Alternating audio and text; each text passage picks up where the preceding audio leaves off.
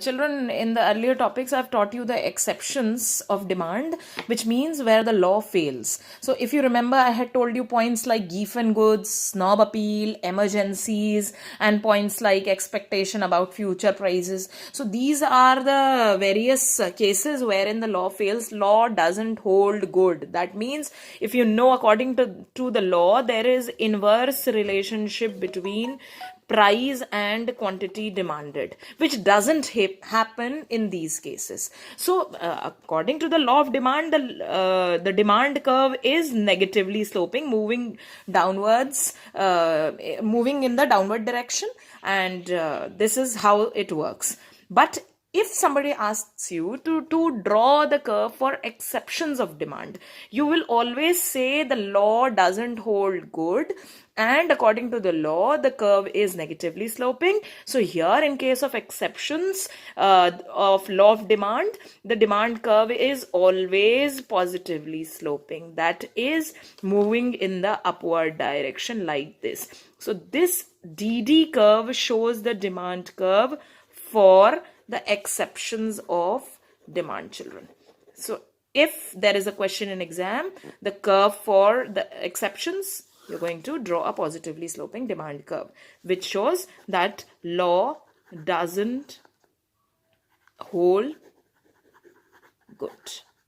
Law fails. These are all abnormal situations. Now, the last curve that I did yesterday was movement along the demand curve, which is also known as change in quantity demanded. And if you remember, there I told you there are two ways in which this change in quantity demanded takes place. One is expansion and other is contraction of demand.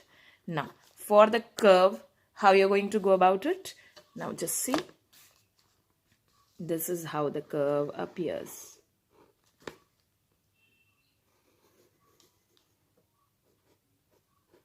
X-axis origin, y-axis, here I show the price and here I show the quantity demanded. Okay, now see, this is your demand curve D. Okay, now let's take a point A out here and let's see what is the price and quantity demanded at point A. So at point A, OP is the price and OQ is the quantity demanded. Let's check at point B and at point C. Now, if you carefully see, at point B, the price rises from OP to OP1 and the quantity demanded falls from OQ to OQ1. So price is rising, demand is falling, other factors are constant.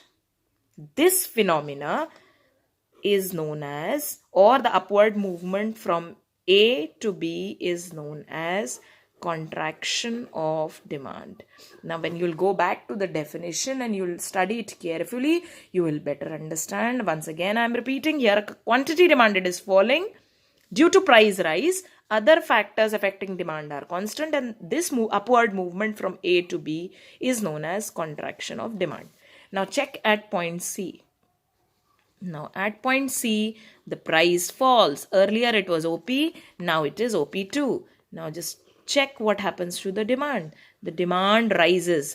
At OP price, the demand is OQ. When the price falls from OP to OP2, the demand rises from OQ to OQ2. So this downward movement from A to C is known as expansion of demand.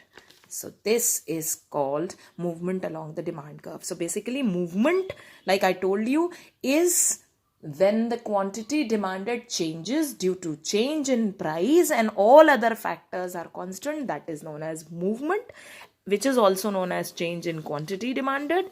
Change in quantity demanded happens in two ways: expansion of demand and contraction of demand.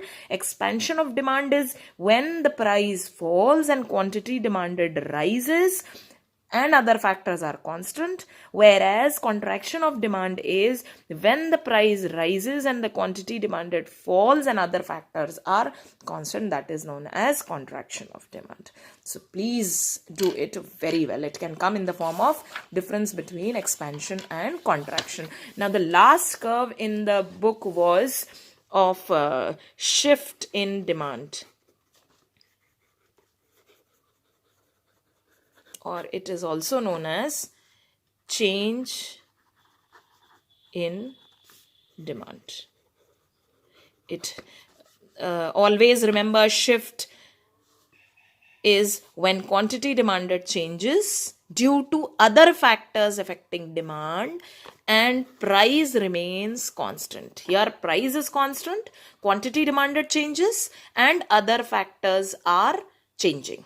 Okay, other factors could be income, prices of related goods, consumers' taste and preferences, etc., that you have already studied. So they were all other factors and they keep on changing, and that is why the demand curve shifts. Now it either shifts rightward or leftward. So if it shifts rightward, that's increase in demand. If it shifts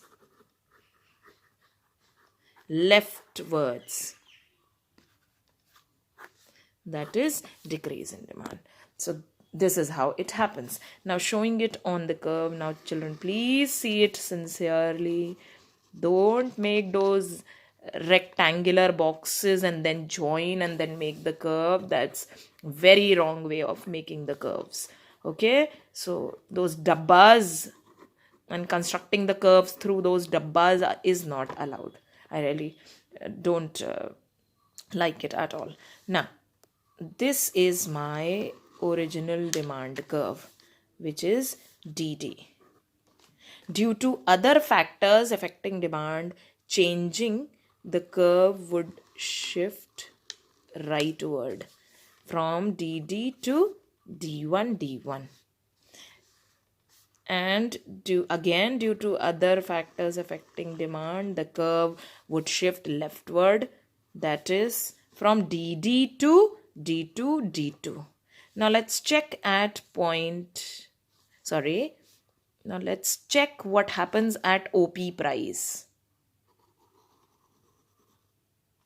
Okay, now let's take our original curve and mark this point as A. Okay, so when the demand, look at demand curve DD, ignore D2, D2 and D1, D1. At point A, the price is OP and the quantity demanded is OQ. Due to change in other factors affecting demand, the curve shifts from DD to D1, D1. So now at the same price OP, the quantity demanded rises at point B, if you see, from OQ to OQ1. So this is rise in quantity demanded at the same price, means constant price and other factors affecting demand changing. So this movement rightward from A to B will be known as increase in demand. Is it clear? Now there is another way of just interpreting. This is just a concept. If I say the same quantity is demanded at a higher price, okay, now just see it carefully. At price OP3 at point C, same quantity is demanded. Now children, you all know, when the price rises, the quantity demanded should fall. But the same quantity which was demanded at OP price is demanded. So isn't it a concept of increase in demand? So this movement from A to C will also be known as increase in demand. Now let's go back to our concept. At point A, the price is OP, the quantity demanded is OQ. Due to change in other factors affecting demand, the demand curve shifts leftward from DD to D2, D2.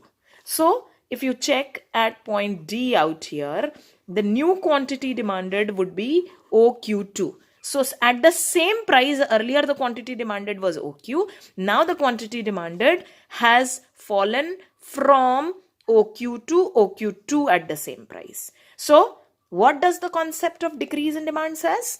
price remains constant, quantity demanded falls, and other factors are constant. So for the movement from A to D leftward would be known as decrease in demand. Now, another way of interpreting decrease in demand is, you all know that when the same quantity is demanded at a lower price. See, when the price goes low, there should be more quantity demanded. But when the same quantity is demanded at a lower price, if you can see through this diagram at point E, just check. When the price is OP, the quantity demanded is OQ. Price falls from OP to OP4 and the quantity demanded remains at OQ at point E. So this movement from A to E can also be known as decrease in demand. So this is just another way of interpreting the concept of increase and decrease in demand. So I'm just trying to make things simple for you. Increase is basically more quantity demanded at same price and other factors change, or same quantity demanded at higher price. This is increase. Decrease is less quantity demanded at same price and other factors change, or same quantity demanded at lower price. So children, please remember, always shift in demand or change in demand takes place because of other factors. Price is always constant in case of shift, and in case of movement, price changes and other factors are constant. Like in case of expansion, quantity demanded rises, price falls, and other factors constant. In case of contraction, quantity demanded falls, price rises, and other factors are constant. So movement and shift have to be done very carefully by you. Any problem, anything, when we are going to meet on Zoom class to take up your queries, you're going to sort out your problems. Thank you.